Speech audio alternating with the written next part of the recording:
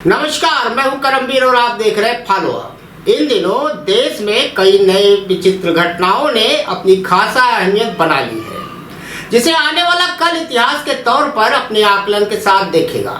वो चाहे जैसे भैंस मंगलसूत्र से लेकर टोटी तक के बंटवारे की बात हो, चौकीदार से लेकर अनबायोलॉजिकल और ईश्वर के दूत और अब पंडित नेहरू से बराबरी तक का मामला हो, या फिर बिना भाजपा संसदीय दल के बैठक के मोदी सर की ताजपोशी तक का सिलसिला रहा हो। हमने बहुत खोजने तलाशने की कोशिश की कि कहीं एक अदद ये जानकारी मिल जाए कि भाजपा संसदीय दल की बैठक कब कहाँ हुई, कितने सांसदों ने मोदी सर को अपना नेता चुना, लेकिन मेरी आंखें इसे खोज नहीं पाई। हो सकता है कि बैठक के दौरान बादल आ गए हों और मेरे दिमाग का राडार उस बैठक को पकड़ ना पाया हो। तो आप सभी से माफी के साथ मोदी सर को तीसरे बार प्रधानमंत्री बनने की शुभकामनाओं के साथ आज चुनाव प्रक्रिया पूरे होने के बाद फॉलो अप में एक बार फिर आपका स्वागत है। अपने मोदी सर ने पहली बार बतौर गुजरात सीएम 7 अक्टूबर 2001 को शपथ लिया था। तब से लेकर कुल 4 बार बतौर सीएम और 26 मई 2014 को नरेंद्र मोदी ने पहली बार पीएम पद की शपथ ली है। नरेंद्र दामोदर दास मोदी आज रविवार यानी 9 जून को लगातार तीसरी बार देश के प्रधानमंत्री के तौर पर शपथ लेंगे।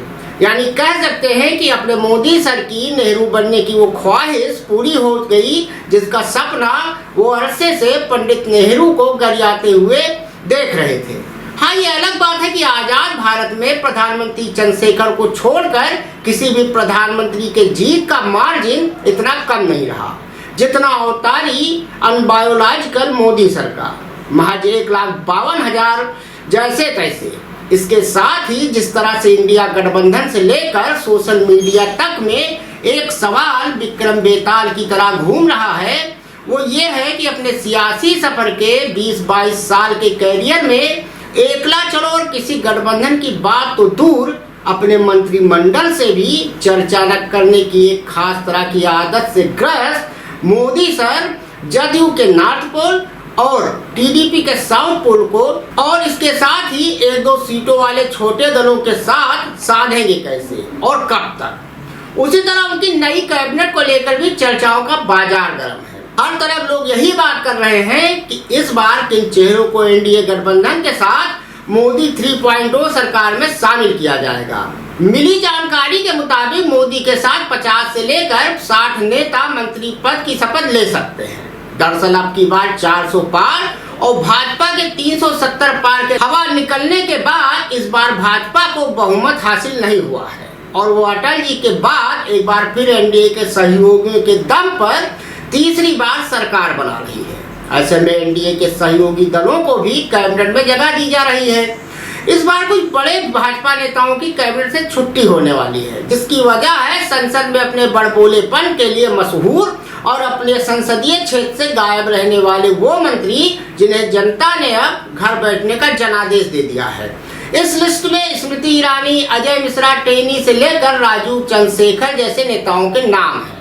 हालांकि मोदी 3.0 में कुल मिलाकर 20 नेताओं की एंट्री नहीं होने वाली है, क्योंकि पीएम आवास पर संभावित मंत्रियों की बैठक हो चुकी है, जिसमें नेता नहीं पहुंचे। इससे यह साफ हो गया है कि इन्हें इस बार मोदी कैबिनेट में शामिल नहीं किया जाएगा। जिन नेताओं को कैबिनेट में शामिल नहीं किया जाएगा उनमें स्मृति ईरानी, अनुराग ठाकुर, राजीव चंद्रशेखर, अजय मिश्रा टेनी, जनरल वीके सिंह, अश्विन चौबे और नारायण राणे का नाम शामिल है।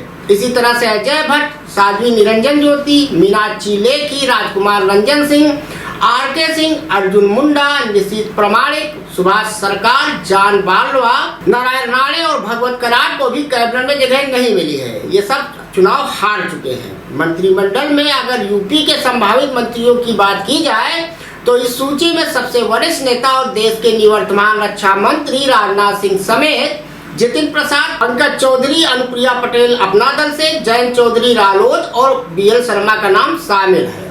मोदी सर के तीसरी बार शपथ लेने और अवतारी होने के एकदम बाद पंडित नेहरू बनने तक के इस सफर के दौरान असली अग्नि परीक्षा अब शुरू होगी, जब एक तरफा फैसला फरमान लेने में माहिर मोदी सर को एन फॉर नायडू और एन फॉर नीतीश की ओर देखना होगा। इसके साथ ही अपने पूरे चुनावी भाषणों रैलियों में हिंदू मुसलमान मटन मुर्गा से लेकर भैंस मंगलसूत्र की बात के जरिए ध्रुवीकरण में असफल रहे मोदी सर को अब की बार सबकी मिलीजुली सरकार चलानी पड़ेगी। ऐसे में देखना बेहद दिलचस्प होगा कि अपने कैबिनेट मीटिंग्स के महज 10 मिनट पहले टैबलेट पर तकरीबन 40 पन्नों के नोट्स की महज कुछ लाइनों के जरिए काम काज निपटाने और फिर विज्ञापन तय करने वालों का अब क्या होगा, जिनमें डबल इंजन की सरकार के नाम पर सिर्फ मोदी की ही खिलखिलाती फोटो होती थी। और सबसे लाख टके का सवाल ये है कि अजीत डोभाल का भविष्य अब क्या होगा, जिसकी एक झलक तेदेपा के नेता और चंद्रबाबू नायडू के बेटे नारा नायडू ने पेंगासस का राग छेड़कर दिखा भी दिया है। तो कुल मिलाकर ये कहा जा सकता है कि बीते 10 साल से जिस सदन में मेजें थपथपाते हुए मोदी मोदी के नारे हर वक्त बेवक्त सुनाई पड़ जाते थे, अब एक अकेला सब पे भारी मोदी के लिए कम सुनाई पड़े।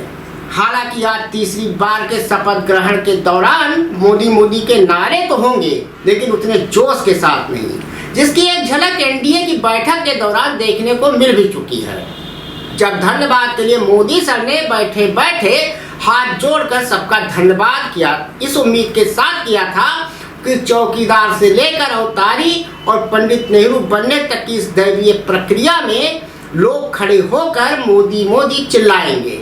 लेकिन जब ऐसा नहीं हुआ, तब झक मार के मोदी सर को खड़ा तक होना पड़ गया। तब जाकर कहीं गडकरी को छोड़कर बकिया उठे। वो कहते भी है ना कि समय बड़ा बलवान होता है। अब आगे आगे देखिए कि होता क्या है। वैसे इस पूरे घटनाक्रम को अगर अच्छे से समझना हो तो प्रसिद्ध व्यंगकार अशोक चक्रधर की जंगल में चुनाव वाली कविता सुनिए। मोदी सर का वर्तमान और भविष्य आपको दिख जाएगा। तो कुल मिलाकर तीसरी बार प्रधानमंत्री पद की शपथ लेने के लिए प्रधानमंत्री नरेंद्र मोदी जी को फॉलोअप की समस्त टीम की ओर से शुभकामनाएं। धन्यवाद।